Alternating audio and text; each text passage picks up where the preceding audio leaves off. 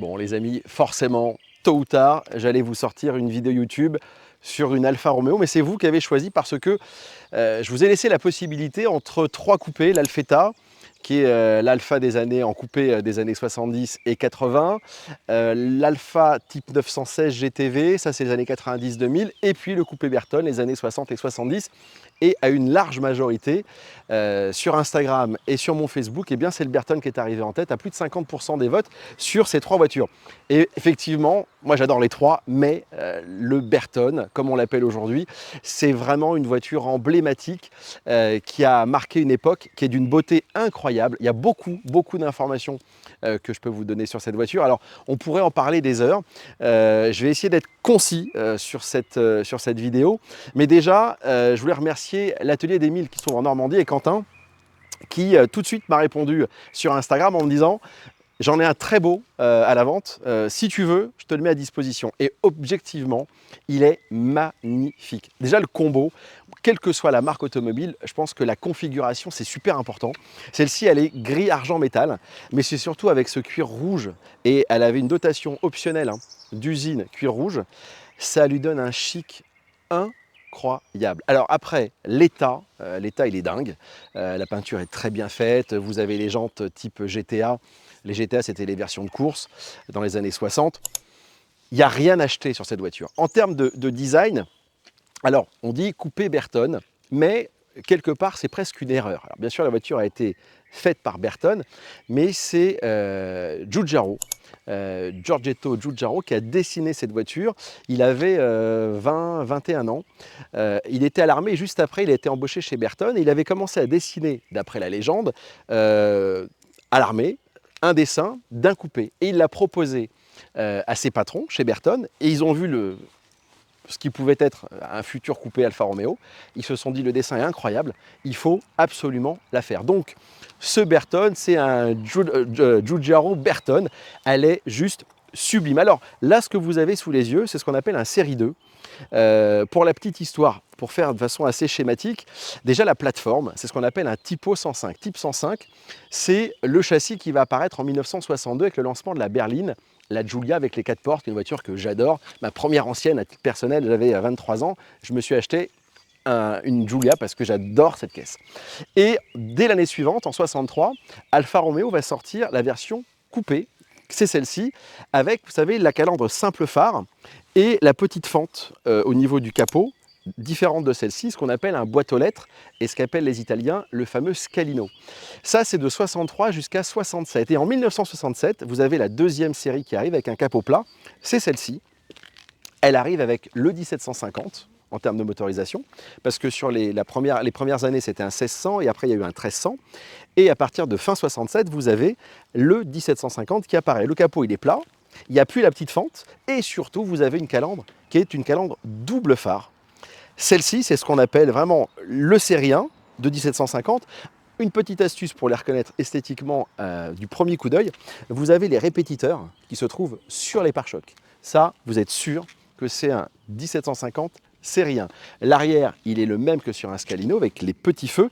Par contre, l'intérieur a été changé, il a été modifié. Je vais revenir dessus un petit peu plus tard. Cette voiture, ça a été un vrai succès. 63 jusqu'à 1976, Alfa en a vendu 210 000 exemplaires.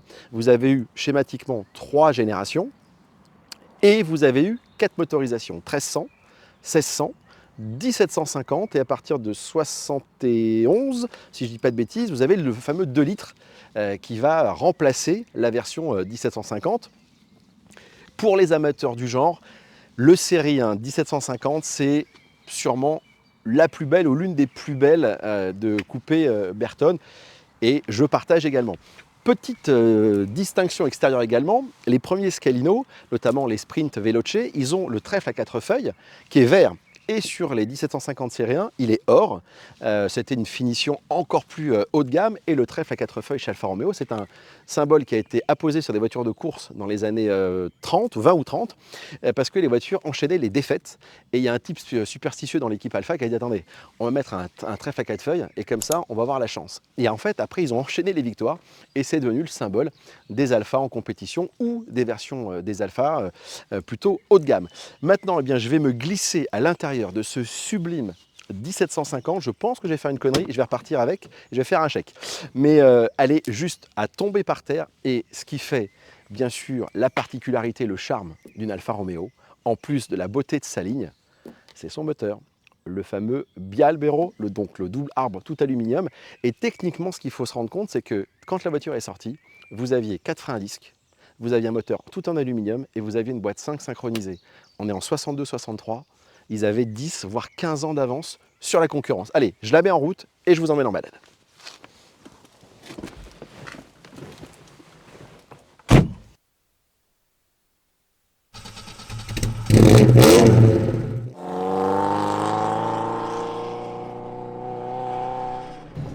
Alfa, c'est une ambiance. Voilà, vous montez dedans, il se passe un truc, il y a beaucoup de charme, a fortiori les voitures des années 60.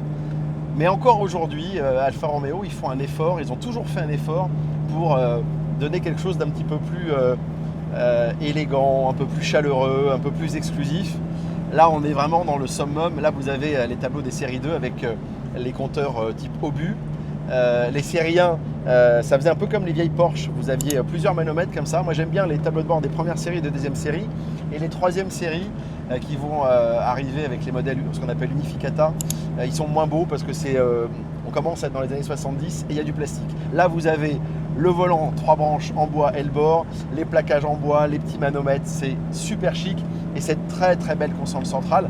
Ce qui fait aussi l'élégance et le plaisir de rouler dans le coupé Bertone, c'est la position de la boîte de vitesse qui est assez haute, mais donc elle est extrêmement bien placée pour le maniement. Et puis, le plaisir, il est là, il est auditif, il est sensoriel. On a une voiture très communicative.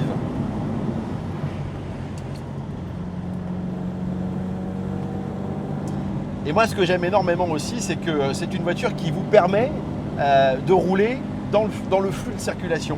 Parce que rouler en ancienne, c'est souvent très contraignant. On se dit, c'est lourd quoi. Et bien regardez, là la voiture, elle va super bien. Alors celle-ci est dans un état exceptionnel, attention. La boîte de vitesse craque pas du tout.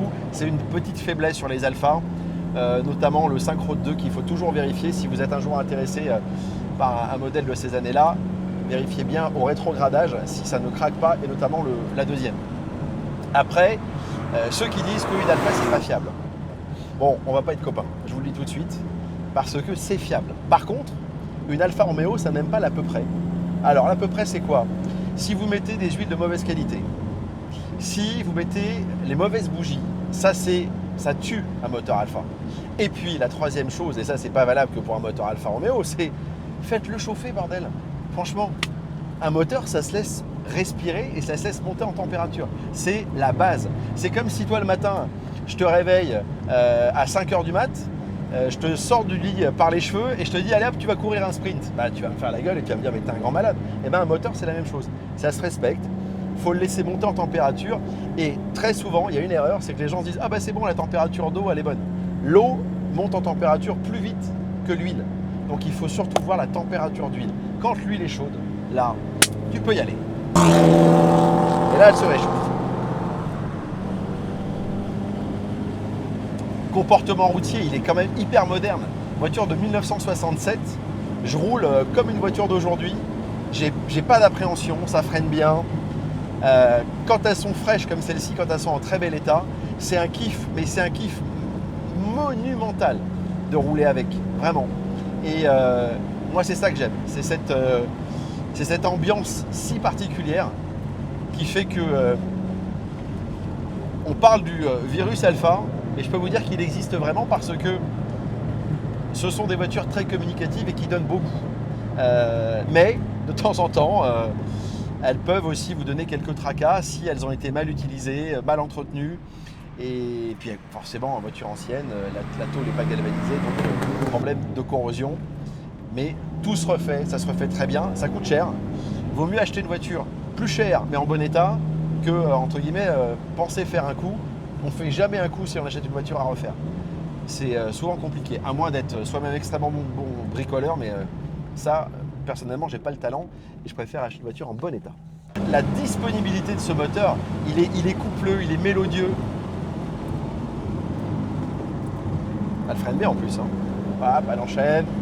Hop, on la place, on réaccélère en sortie de virage.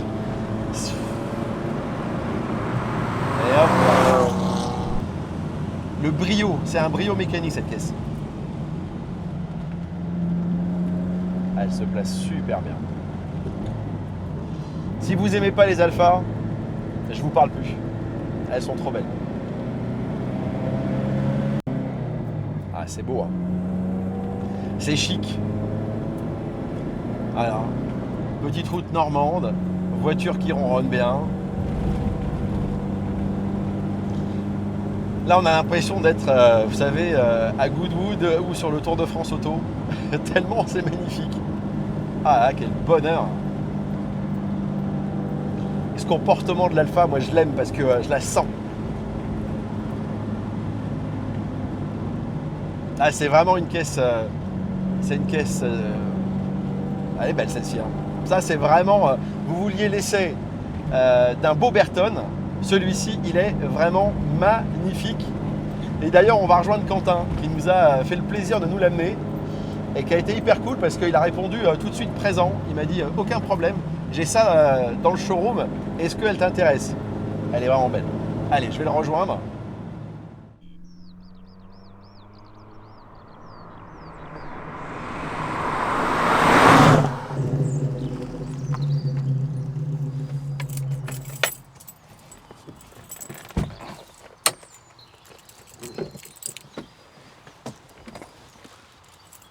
Je fais pas tranche les clés. Tu peux les garder. Elle est... Comment ça va? Écoute, super auto. Merci pour le prêt, pour la confiance. Bon, toi, tu baignes dans l'automobile, mais c'est plutôt motard quand même à la base. Hein. À la base dans la moto, mais bon, les anciennes, tu vas retrouver cette même simplicité et globalement la même émotion auprès de mes clients. Ça, je suis d'accord avec toi. En quoi ce modèle ou Alpha, c'est une marque ou un modèle à part? Bah, tu vois, tu fais bien le parallèle parce que tu as ce même côté communautaire chez les alphistes qu'on va retrouver chez les motards.